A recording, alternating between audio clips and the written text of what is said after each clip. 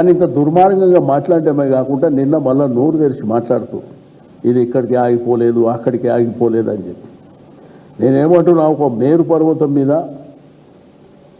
మీరు ఎదిరించాలంటే మీకు ఆ శక్తి సరిపోదు. ఆకాశం మీద ఊపితే మీ మీదనే పడుతుంది తప్ప కేసీఆర్ లాంటి ఒక ప్రజానాయకుడు కొన్ని కోట్లాది మంది అభిమానించేటువంటి ఒక నాయకుడిని పట్టుకొని ఏదో విధంగా నీకు ప్రభుత్వానికి పరిపాలన చేత కాదు, అందరు రోడ్ల మీద అంగన్వాడీల నుంచి మొదలుకొని ఆర్టీసీ వాళ్ళు 43,000 మంది ఉద్యోగులు, వాళ్ళు రిటైర్ అయిన తర్వాత కొంతమంది చనిపోయిన తర్వాత ఇప్పుడు 37,000 మంది ఉన్నారు. నిన్న వాళ్ళ ప్రభుత్వం ఏం చెప్తుంది, మేమేదో వాళ్ళని రెచ్చగొడుతానంట వాళ్ళ సమయం పోతారా అంటే మనకు జ్ఞానం ఉంటే మాట్లాడుతున్నా. రెండోది మీ మేనిఫెస్టోలో ఏం పెట్టారు, కేసీఆర్ గారు వాళ్ళని గుండెల్లో పెట్టుకొని చూసుకోవాలని వాళ్లకు ప్రభుత్వంలో విలీనం చేయాలని చెప్పి మేము క్యాబినెట్లో నిర్ణయం తీసుకొని గవర్నర్కి పంపించాం.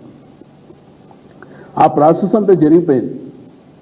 అందులో మా ప్రభుత్వం పోయింది, గవర్నర్ గారు క్లియర్ చేసి పంపించారు. అపాయింటెడ్ డే అనౌన్స్ చేయాలి, అది చేయకుండా కాలయాపన చేస్తూ మీరు ప్రైవేటు వాళ్ళని ఎంకరేజ్ చేస్తూ ఇప్పుడు ఎలక్ట్రికల్ వెహికల్ పెట్టారు. 4 ఆర్టీసీకి సంబంధించినటువంటి ఆస్తులు 4 డిపోలని వాళ్ళకు దారాదత్తం చేశారు.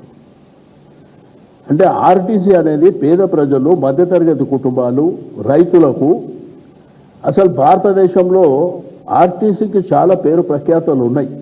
సేఫ్టీ మెజర్స్లో కానీ సెక్యూరిటీ మెజర్స్లో కానీ సేఫ్గా మనం ట్రావెల్ చేయొచ్చు అని చెప్పి.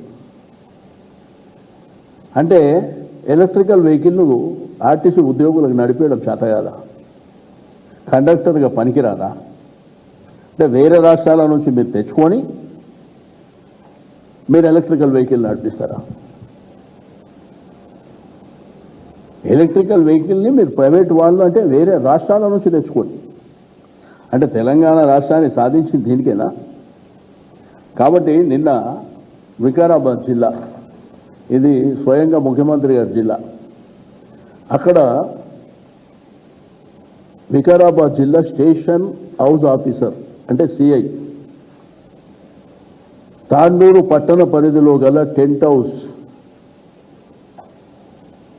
షాప్ ఓనర్లు, ఫంక్షన్ హాల్ ఓనర్లు, కమ్యూనిటీ అండ్ కన్వెన్షన్ హాల్ ఓనర్లు మరియు అసోసియేషన్కు సంబంధించిన వ్యక్తులందరికీ తెలియజేయనది ఏమనగా, ప్రస్తుతం ఆర్టీసీ కార్మికుల సమ్మె నడుస్తుంది.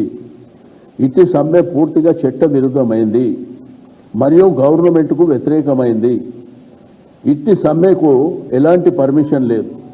కావున పైన తెలిపిన వ్యక్తులందరికీ ఇట్టి సమ్మెకు మీ యొక్క సామాన్లు కానీ టెంట్లు కానీ ఇచ్చి అట్టి సమ్మెకు మద్దతు పలికినచో అట్టి వారిపై చట్టరీత్యా చర్యలు తీసుకుంటామని సందర్భంగా తెలియజేస్తాం.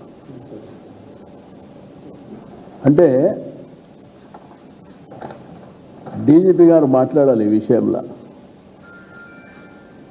అంటే మీలాగా వాళ్ళు కూడా ఎంప్లాయీస్ కాదా, ప్రభుత్వ ఉద్యోగులు కాదా?